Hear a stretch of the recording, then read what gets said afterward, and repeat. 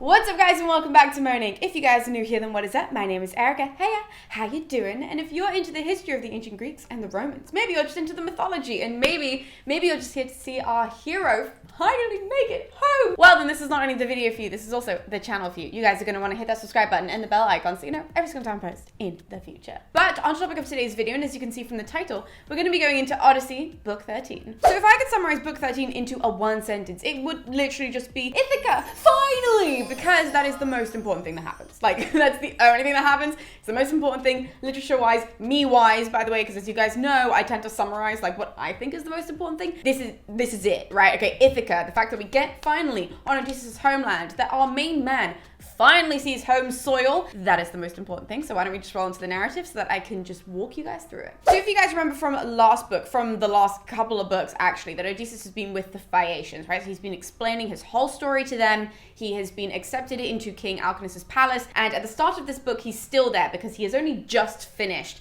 catching them all up to how he managed to get there. Well, to Calypso's island, technically, and then further to Alcinous' palace on Scheria. So that is what he has just been doing. So the book opens with him tying up his little story. The Phaeacians, the room of the Phaeacians, are just like, what the was that? That is the wildest journey we've ever heard in our entire lives. And the king, Alcinous, he basically tells Odysseus that like that was a totally insane story. However, now that he has met him, now that he's with the Phaeacians, that they will guarantee his journey home. There's then this little detail in his speech as he's sort of like gassing Odysseus up and gassing the Phaeacians up and all of this, where he instructs everybody to bring better gifts to Odysseus' ship to load them all up and all of this so they can send him home in the morning or the following evening technically. But he highlights how like it's so expensive to give Odysseus all of these crazy gifts that he's going to tax the people more in order to make up for all of the gifts that he just gave to Odysseus. And I'm thinking like, is Odysseus really that important that all of the rest of Scheria, the rest of the Phaeacians, need to suffer in taxes because of it?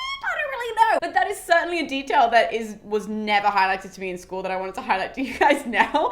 That things really have not changed between then and now in regards to this whole tax politics thing. Anyways. Everyone in the hall though applauds Alcinous' speech despite the whole tax thing, right? They all applaud him, they think that he's amazing, and then they all go to sleep in their own homes overnight. And then the following day when they all wake up, they all bring all of these amazing gifts down to Odysseus' ship, well, to the ship that they're giving him. Alcinous is already on the decks, and so he's bringing all of the gifts below deck so that they don't interfere with the oars and with the sailors' sort of movements and all this, so he packs them all away safely. And yeah. After this, Alcinous then holds yet another feast in his palace. As we know by this point, this is what is the proper hospitality thing to do, right? So Alcinous holds a whole other feast. He sacrifices these oxen. Everybody's there. People are, pouring out libations to the gods and all of this. But Odysseus is sitting there and he is getting restless for home, right? And so he's watching outside. He's watching the sun go down because he knows that when the sun goes down, they can then set sail. And he just wants to go home at this point. Understandably. So he prompts Alcinous to start pouring out the official libations to all of the gods so that then they can send him on his way because he's just dying to get home. And all the men in the whole hall, they basically just applaud Odysseus being like, yeah, we should send him home as soon as possible. And so then Alcinous does it. He then passes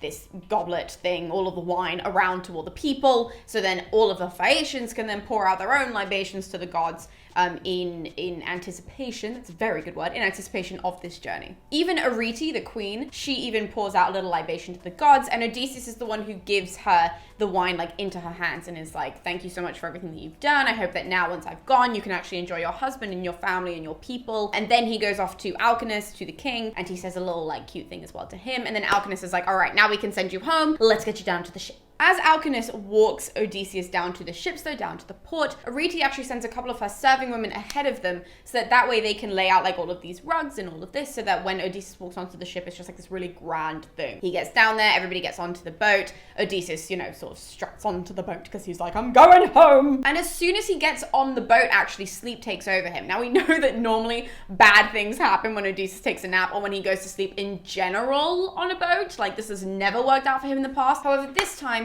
he does fall asleep on the boat.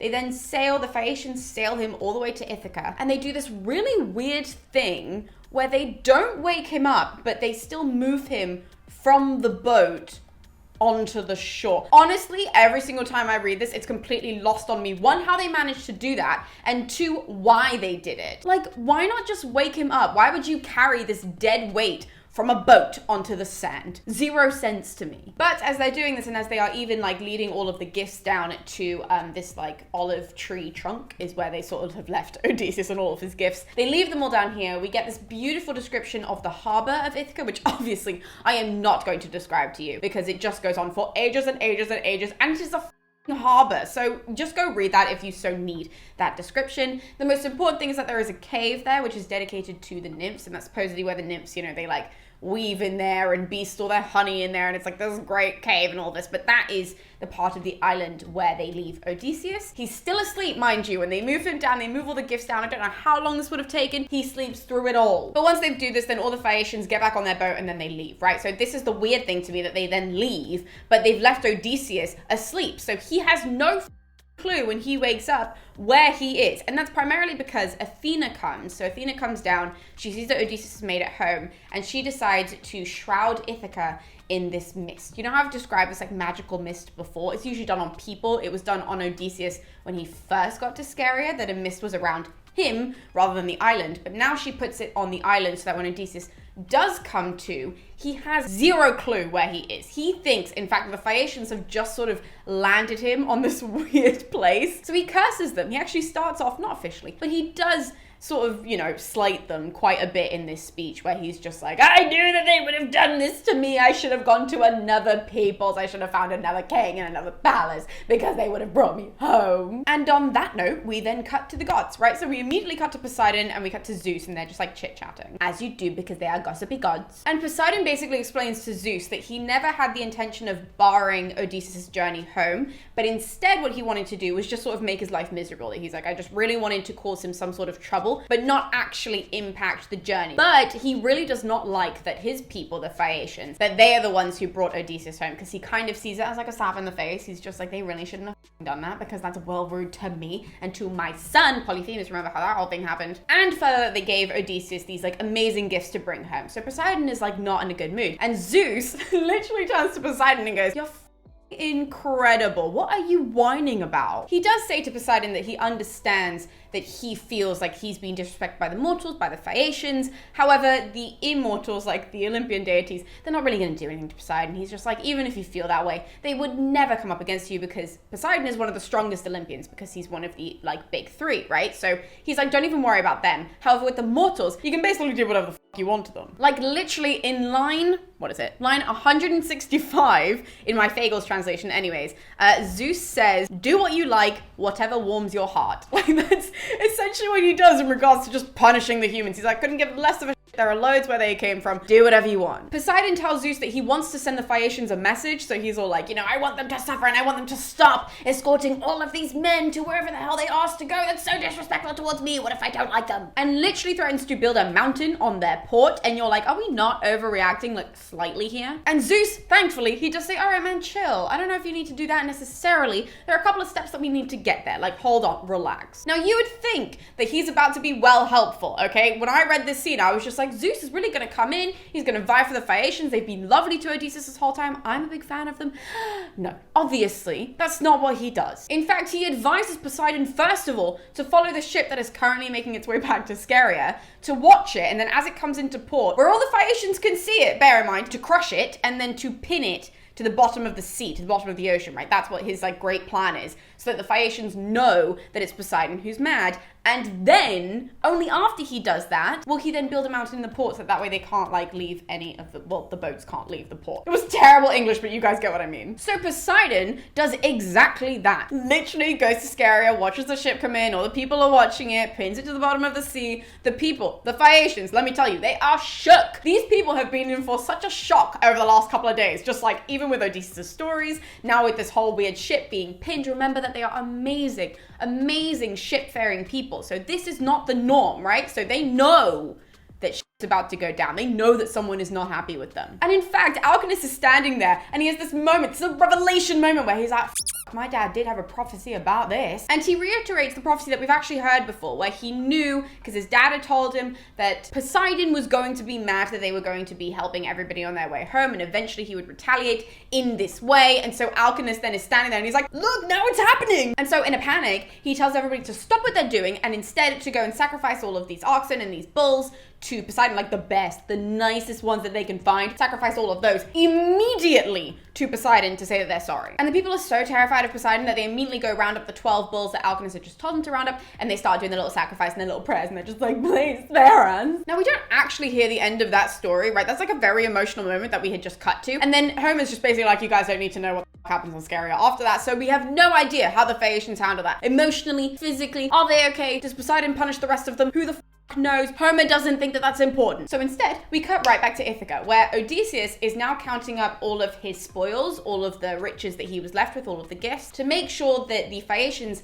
hadn't taken any back with them. Because remember, he thinks that they've just sort of like left him on this like random island. So he's worried that they've also taken back some of the gifts that they owed him for his story and for being a guest there and all of this sort of stuff. So he's counting them all up, which I think is a little bit disrespectful, but I do understand. He counts them all up and literally not a seam is missing from any of the gifts. So Odysseus is a little bit chilled. A little bit more chilled anyways by this. After he's finished counting all of this up though, Odysseus still like cries for Ithaca. He cries for home. And Athena sees that this is like now her time to shine and to like actually help Odysseus. So she comes down and she's in disguise with a shepherd boy, right? So she sort of walks along the path, comes across Odysseus, who's still by this olive tree out in the open. Totally not a safe space, but anyways. And naturally, when Odysseus sees this little shepherd boy walking along, he does stop him and he asks where he is. He asks, what land am I on? Can you please be nice to me because you're the first person that I've seen on this land who lives here, all of this sort of stuff that he has asked in the past. This repetition, by the way, is totally normal of this kind of story. So he asks all of these questions and Athena then replies to him, and she's the one who tells him that he's on Ithaca and that this land is so famous she doesn't understand how he doesn't know where he is. Remember, Athena in disguise, like just said. So this little shepherd boy is just like, obviously you're in Ithaca. Like even people as far as Troy know who we are. What? But Odysseus hears the word Ithaca and obviously his heart just like booms. Like this man is thrilled, but he doesn't want to show the shepherd boy that he's really, really excited. He doesn't want to give away his cover that easily because clearly the shepherd boy doesn't know who he is. And remember that this is an important thing right now. Even though it's Athena and she knows exactly that it's Odysseus, but this is showing how smart Odysseus is in this moment. He tries to play it off like, well, cool, and he just goes, oh, Ithaca, yeah, I think I've heard of that. And he goes on to make up this insane story, this totally ridiculous story about who he is and where he's come from. So he claims he's come from Crete and that when he was at Troy, because he fought at Troy, he does say that much, but he says that he fought under hero Idomeneus, who I've spoken about multiple times in my Iliad series because he does play a big role in that whole book. And so he explains this whole story about how Idomeneus had wanted him to serve under him and under his army, but this new Odysseus didn't want to do that, and so then he ends up killing Idomeneus' son. Like, it's a wild story. If you guys want the full story, then go and read the book, obviously, because I don't want to just give you guys every little piece of information from this book. I do want you guys to go and read it. And so he explains, he makes up this entire story on the spot. Like, it's complete baloney. Like, even as you're reading it, you're like, why am I paying attention to this when it's a lie? But the story also explains to the shepherd boy, aka Athena, how Odysseus got to the island and how he was just like left there with all of his spoils from Troy and all of this. Now, when the story ends, Athena in disguise is just like well chuffed that Odysseus has done this because she's super proud of him, that he wouldn't even give up that he's king to this stranger as soon as he hears that he's on Ithaca, that he's still playing it coy, he's still playing it cool. And she's very, very impressed because remember that he is her favorite, so she's just like, oh my god, my boy is just, I can't. Athena then changes herself into actually Athena, right? So now Odysseus is staring at a goddess, obviously in her mortal form. So she appears as this tall, beautiful woman, and she tells him how proud of him that she is. That the fact that he's even on native soil and he won't even give up who he is, he won't give up his cover, he won't, do anything that he wants to, because she says that any other man would have arrived on home soil, heard that he was on home soil, and immediately run home, and he hasn't done that, and that is commendable. She does actually formally introduce herself in this moment to him as well, just in case he can't tell that this Amazonian, tall, beautiful woman radiating grace and power and wisdom isn't a goddess, just in case. So introduces herself, and she says that now she is there to help him in order to hide all of the gifts, because remember that he has a ton of gifts that are just hanging out on the side of the road. So she's like, I'm here to help. And also updates him and tells him that after that, he has to go home to the palace and to, unfortunately, endure the abuse of men. I'm pretty sure that's the exact quote that she says, and says that he literally just has to do it because that has to be part of the plan, because the suitors are there. There's nothing that he can do about it just yet. In response, Odysseus actually says that it's really hard for a mortal man to know what Athena looks like, considering he hasn't seen her in such a long time. He basically says, where the have you been? I've really needed you. Like, I haven't seen you on my ships, haven't seen you since the whole Phaeacian thing. Where were you before that? Like, what is going on and why are you now here? In fact, he's so flabbergasted by this that he actually begs her to tell him the truth if he's really, really home or if he's not, which is really sad that he's still in disbelief. Athena then just explains that she never really wanted to fight with Poseidon, that she wasn't gonna do that because he's much more powerful than she is, even though she is powerful, she's a goddess, she's super wise, that Odysseus is also wise too. So she basically says that she trusted him enough in order to make it home, in order to do that much by himself, and she only helped where she knew that she could without getting in Poseidon's way, which again is something that I understand from her point of view because Poseidon has been a whiny this entire book. Again, for good reason, because of the whole Polyphemus thing, but whatever. Athena updates Odysseus on Penelope, she updates him on Telemachus, and then she does also point to various things on the island because she removes the mist, and she's just like, hello, like this is the mountain, this is the cave, this is this, you're home. And my man Odysseus, you guys, he is so thrilled to be home, and he's so thrilled to see everything that she's now pointing to, because he couldn't up until this point, that he literally drops to his knees